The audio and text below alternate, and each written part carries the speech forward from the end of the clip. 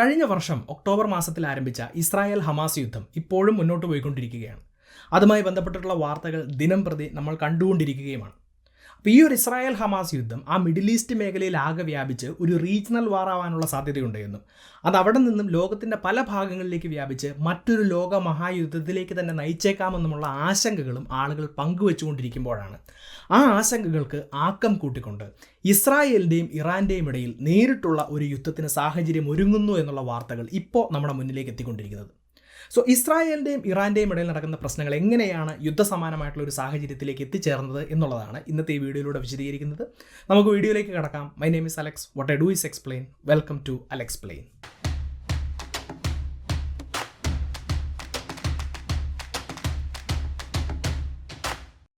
അപ്പോൾ ആദ്യം തന്നെ ഇസ്രായേലിൻ്റെയും ഇറാൻ്റെയും ഇടയിലുള്ള പ്രശ്നങ്ങളുടെ ചരിത്രത്തെക്കുറിച്ച് നമുക്ക് മനസ്സിലാക്കാൻ ശ്രമിക്കാം. അപ്പോൾ നമ്മൾ ഈ രണ്ട് രാജ്യങ്ങളുടെയും ഇടയിലുള്ള പ്രശ്നങ്ങൾ നോക്കുകയാണെങ്കിൽ കാലാകാലങ്ങളായി ഇവരുടെ ഇടയിൽ അങ്ങോട്ടും ഇങ്ങോട്ടുമുള്ള ആക്രമണങ്ങൾ ഉണ്ടാവുന്നുണ്ട് എന്ന് നമുക്ക് കാണാം. അപ്പോൾ ഇവിടെ ആക്രമണങ്ങൾ എന്ന് പറയുമ്പോൾ ഒരു കാര്യം പ്രത്യേകമായിട്ട് ശ്രദ്ധിക്കണം. നേരിട്ടുള്ള ആക്രമണങ്ങളോ യുദ്ധങ്ങളോ അല്ല ഇവിടെ നടക്കുന്നത്. ഇൻഡയറക്റ്റ് ആയിട്ടുള്ള പ്രോക്സി വാറുകൾ അല്ലെങ്കിൽ ഷാഡോ വാറുകളാണ് ഈ രണ്ട് രാജ്യങ്ങളുടെയും ഇടയിൽ നടക്കുന്നത് എന്ന് കാണാം. ഇപ്പോൾ ഒരു ഉദാഹരണം നോക്കുകയാണെങ്കിൽ 2020 നവംബർ മാസത്തിൽ ഇറാൻ്റെ ആണവ മേഖലയുടെ പിതാവ് എന്നറിയപ്പെടുന്ന മോസൻ ഫക്രിസാദയെ ഇസ്രായേലിൻ്റെ നേതൃത്വത്തിലുള്ള ഒരു ആക്രമണത്തിൽ കൊല്ലപ്പെടുന്നത് നമുക്ക് കാണാം.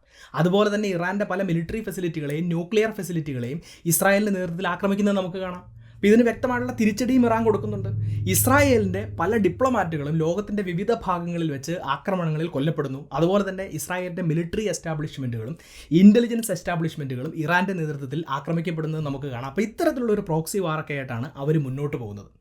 എന്നാൽ ഇതിനൊരു മാറ്റം വരുന്നത് അല്ലെങ്കിൽ ഇതിനൊരു എസ്കലേഷൻ സംഭവിക്കുന്നത് കഴിഞ്ഞ വർഷത്തിൽ നമുക്ക് കാണാം. ഇസ്രായേൽ ഹമാസ് യുദ്ധം തുടങ്ങിയതോടുകൂടി ഈ പ്രോക്സി വാറുകൾ മറ്റൊരു ലെവലിലേക്ക് എസ്കലേറ്റ് ചെയ്യപ്പെടുകയാണ്.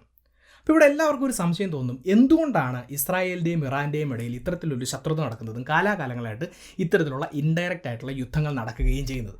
ഇപ്പോൾ ചരിത്രം പരിശോധിക്കുകയാണെങ്കിൽ ഒരു കാര്യം നമുക്ക് കൃത്യമായി മനസ്സിലാക്കാൻ സാധിക്കും. ഈ ഇസ്രായേൽ എന്ന രാജ്യം രൂപപ്പെടുന്ന അവസരത്തിലൊക്കെ ഇസ്രായേലും ഇറാനും ശത്രുക്കളായിരുന്നില്ല എന്ന് മാത്രമല്ല, അവർ നല്ല സുഹൃത്തുക്കളുമായിരുന്നു.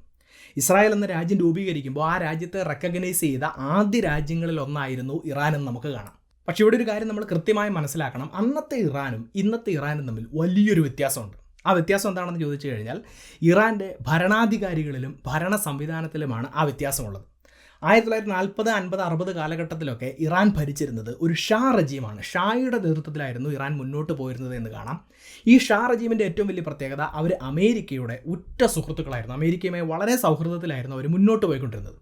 അപ്പോൾ അങ്ങനെയുള്ള ഒരു സമയത്താണ് അമേരിക്കയുടെ ബാക്കിങ്ങോടുകൂടി ഇസ്രായേൽ സ്ഥാപിക്കപ്പെടുന്നത് എന്ന് കാണാം. അതുകൊണ്ട് തന്നെ അമേരിക്കയുടെ ഒറ്റ സുഹൃത്തുക്കളായിട്ടുള്ള ഈ രണ്ട് രാജ്യങ്ങളും ഇസ്രായേലും ഇറാനും തമ്മിൽ നല്ല രീതിയിലുള്ളൊരു സുഹൃത്ത് ബന്ധം ഇവിടെ ആരംഭിക്കുകയാണ്. ഇനി ഇവിടെ ഇറാനും ഇസ്രായേലും തമ്മിൽ സൗഹൃദത്തിലാവാൻ മറ്റൊരു കാരണവും കൂടെ ഉണ്ട്. ഈ അറബ് രാജ്യങ്ങളിലെ പ്രധാനപ്പെട്ട അറബ് രാജ്യങ്ങളൊക്കെ ആയിട്ട് ഇറാന് പലതരത്തിലുള്ള പ്രശ്നങ്ങളുണ്ടായിരുന്നു.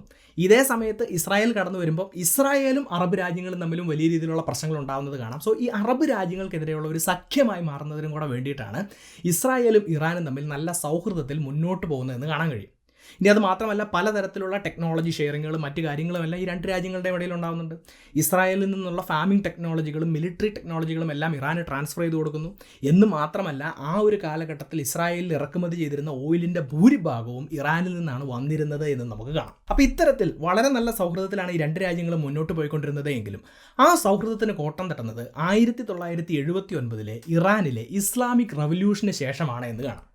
ഈ ഇസ്ലാമിക് റവല്യൂഷൻ്റെ ഭാഗമായിട്ട് ഷാ റജീമിന് അവരുടെ അധികാരം നഷ്ടപ്പെടുകയും അയത്തുള്ള ഖൊമേനിയുടെ നേതൃത്വത്തിലുള്ള ഒരു റിലീജിയസ് ഗവൺമെൻറ് ഇറാനിൽ അധികാരത്തിൽ വരികയും ചെയ്യുന്നു. അപ്പോൾ ഈ ഒരു പുതിയ ഭരണ സംവിധാനത്തിൻ്റെ ഏറ്റവും വലിയ പ്രത്യേകത എന്ന് പറയുന്നത് അവരുടെ ഏറ്റവും വലിയ ശത്രു അമേരിക്ക ആയിരുന്നു. അപ്പോൾ അമേരിക്ക ഈ ഒരു ചേഞ്ചോടുകൂടി ഇറാൻ്റെ ഏറ്റവും വലിയൊരു ശത്രുവായി മാറുന്നു. അതുകൊണ്ട് തന്നെ മിഡിൽ ഈസ്റ്റ് മേഖലയിൽ അമേരിക്ക ഏറ്റവും കൂടുതൽ ബാക്ക് ചെയ്യുന്ന ഇസ്രായേലും ഓട്ടോമാറ്റിക്കായിട്ട് ഇറാൻ്റെ ഒരു ശത്രു രാജ്യമായി മാറുകയാണ്. ഇങ്ങനെയാണ് ഈ രണ്ട് രാജ്യങ്ങളുടെയും ഇടയിലുള്ള ശത്രുതയുടെ ആരംഭം എന്ന് മനസ്സിലാക്കുക. ഇനി ഇവിടെ മറ്റൊരു കാര്യം കൂടെ മനസ്സിലാക്കണം. ഈ ഭരണമാറ്റത്തോടൊപ്പം റിലീജിയസ് ആയിട്ടും വലിയ രീതിയിലുള്ള മാറ്റങ്ങൾ ഇറാനിൽ സംഭവിക്കുന്നുണ്ട്. അതുകൊണ്ട് തന്നെ ഒരു ഇസ്ലാമിക രാജ്യമായിട്ടുള്ള ഇറാൻ ഒരു ജൂതരാഷ്ട്രമായിട്ടുള്ള ഇസ്രായേലിനെതിരെ മതപരമായിട്ടുള്ളൊരു വിദ്വേഷവും കടന്നു വരുന്നത് കാണാം. ഇതൊരു വലിയ വിദ്വേഷമായിട്ട് പിന്നീട് വളർന്നു വരികയാണ്.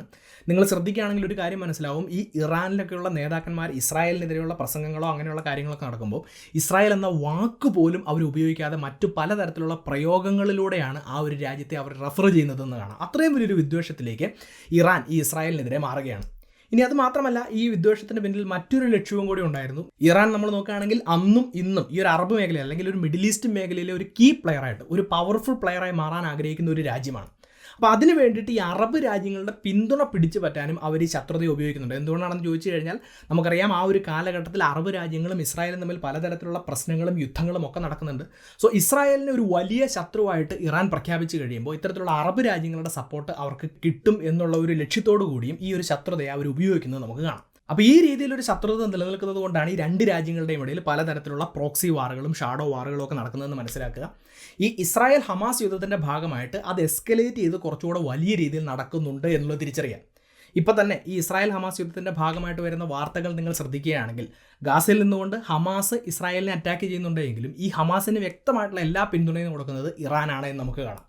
അതുപോലെ തന്നെ തൊട്ടടുത്ത് കിടക്കുന്ന ലെബനനിൽ നിന്നും ഇസ്രായേലിനെതിരെ ഹെസ്ബോള്ളയുടെ വലിയൊരു ആക്രമണം ഉണ്ടാകുന്നുണ്ട്. ഈ ഹെസ്ബോള്ളയ്ക്കും കൃത്യമായിട്ടുള്ള പിന്തുണ കൊടുക്കുന്നത് ഇറാൻ തന്നെയാണ്.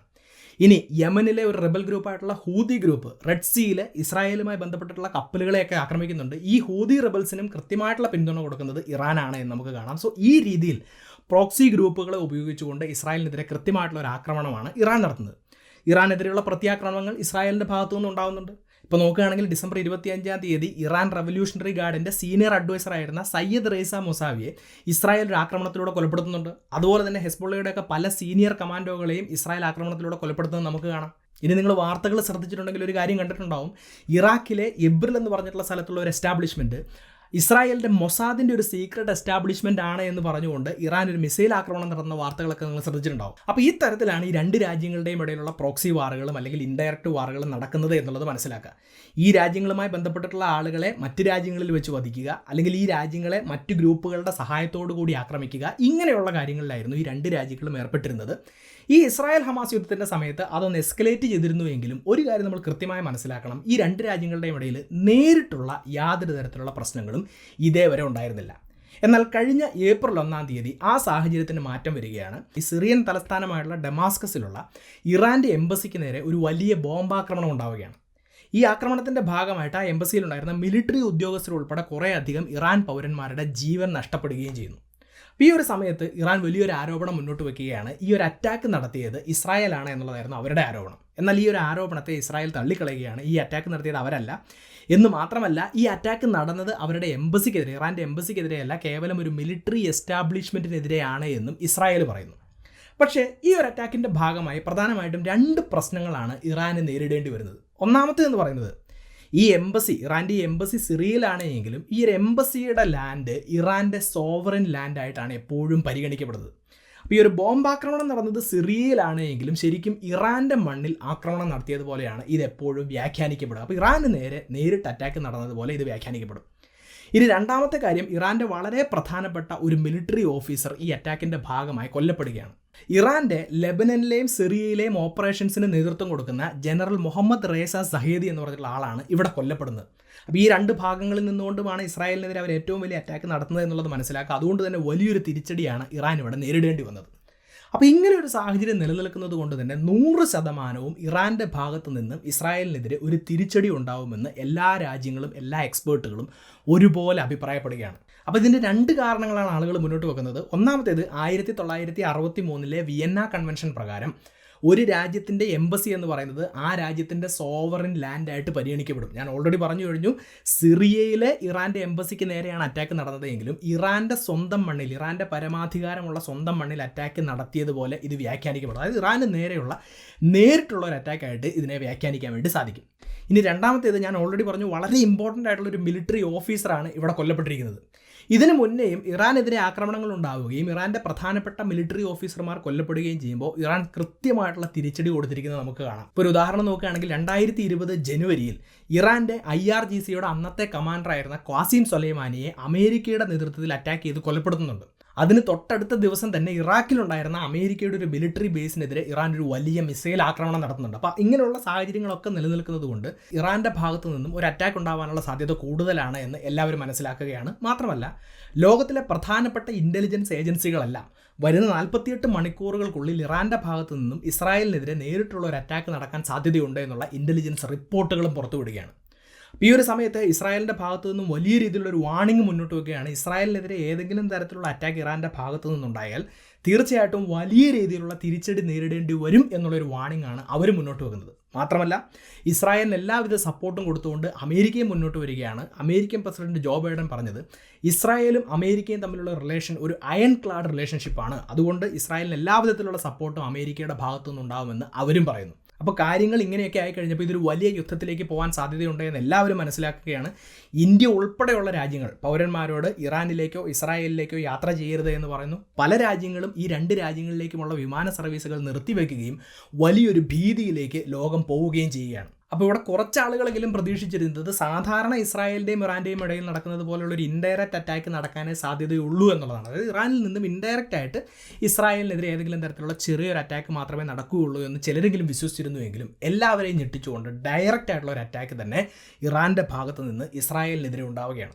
300-ലധികം ഡ്രോണുകളും മിസൈലുകളും ഇറാൻ്റെ മണ്ണിൽ നിന്നും ഇസ്രായേലിലേക്ക് അവർ അയക്കുന്നത് നമുക്ക് കാണാം. പക്ഷേ ഇവിടെ ഒരു കാര്യം നമ്മൾ മനസ്സിലാക്കണം, ലോകത്തിലെ ഏറ്റവും മികച്ച എയർ ഡിഫൻസ് സിസ്റ്റങ്ങളിലൊന്ന് ഇസ്രായേലിൻ്റെ കയ്യിലുള്ളത് കൊണ്ട് തന്നെ ആ സിസ്റ്റങ്ങൾ ഉപയോഗിച്ചുകൊണ്ടും ഇതോടൊപ്പം അമേരിക്ക, UK, ജോർഡാൻ പോലെയുള്ള രാജ്യങ്ങളുടെ സഹായം ഉപയോഗിച്ചുകൊണ്ടും ഇസ്രായേലിലേക്ക് വന്ന 99% ഡ്രോണുകളെയും മിസൈലുകളെയും തടയാനോ തകർക്കാനോ അവർക്ക് സാധിച്ചു എന്നാണ് കണക്കുകൾ വ്യക്തമാക്കുന്നത്. അപ്പോൾ ഇറാനുമായി ബന്ധപ്പെട്ടിട്ടുള്ള വൃത്തങ്ങളിലൂടെ പറയുന്നത് 99% തകർക്കാൻ അവർക്ക് സാധിച്ചുവെങ്കിലും ബാക്കി വന്ന 1% ഉപയോഗിച്ചുകൊണ്ട് ഇസ്രായേലിൻ്റെ ഒരു പ്രധാനപ്പെട്ട എയർ ബേസിനെ തകർക്കാൻ അവർക്ക് സാധിച്ചു എന്നാണ്. എന്നാൽ ഇസ്രായേലി വാദങ്ങളെ പൂർണ്ണമായിട്ടും തള്ളിക്കളയാണ്. അവർ പറയുന്നത് ഒരു തരത്തിലുള്ള നാശനഷ്ടങ്ങൾ ഇസ്രായേലിൽ ഉണ്ടായിട്ടില്ല എന്ന് മാത്രമല്ല, ഒരു പെൺകുട്ടിക്കുണ്ടായിട്ടുള്ള ചെറിയ ചില പരിക്കുകൾ ഒഴിച്ചു നിർത്തി കഴിഞ്ഞാൽ യാതൊരു തരത്തിലുള്ള ആളപായവും ഈ ആക്രമണത്തിൻ്റെ ഭാഗമായിട്ട് ഉണ്ടായിട്ടില്ല എന്നാണ് ഇസ്രായേൽ പറയുന്നത്. പക്ഷേ ഈ മേഖലയുമായി ബന്ധപ്പെട്ടിട്ടുള്ള എക്സ്പേർട്സ് ഇവിടെ പറയുന്നത് ഇവിടെ 2 കാര്യങ്ങൾ പ്രൂവ് ചെയ്യാൻ ഇറാന് സാധിച്ചു എന്നുള്ളതാണ്. ഒന്നാമത്തേത്, ഇറാനെതിരെ ആരെങ്കിലും എന്തെങ്കിലും പ്രശ്നങ്ങൾ ഉണ്ടായിക്കഴിഞ്ഞാൽ കൃത്യമായിട്ടുള്ള തിരിച്ചടി ഇറാൻ്റെ ഭാഗത്തു നിന്നുണ്ടാവുമെന്ന് തെളിയിക്കാൻ ഈ അറ്റാക്ക് കൊണ്ട് അവർക്ക് സാധിച്ചു.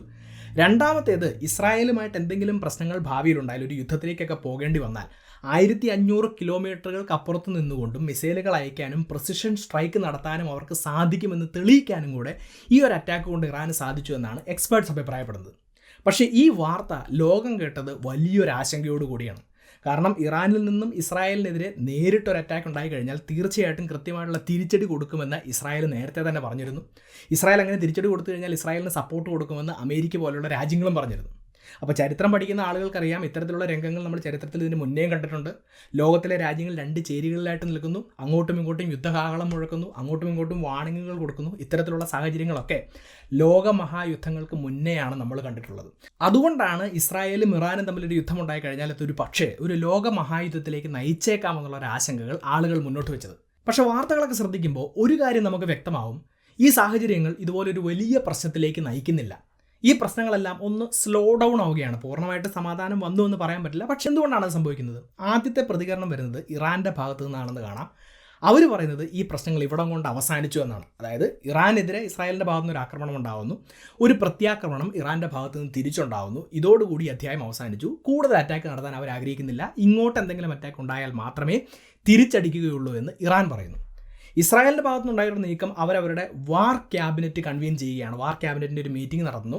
അതിനകത്ത് അവർ പറയുന്നത് ഇറാൻ ഈ ഒരു ആക്രമണത്തിന് കൃത്യമായിട്ടുള്ള പ്രതിഫലം നൽകേണ്ടി വരും എന്നാണ്. പക്ഷേ ഒരു ആക്രമണത്തെക്കുറിച്ചിട്ടുള്ള വലിയ കാര്യങ്ങളൊന്നും അവരവിടെ പറയുന്നില്ല.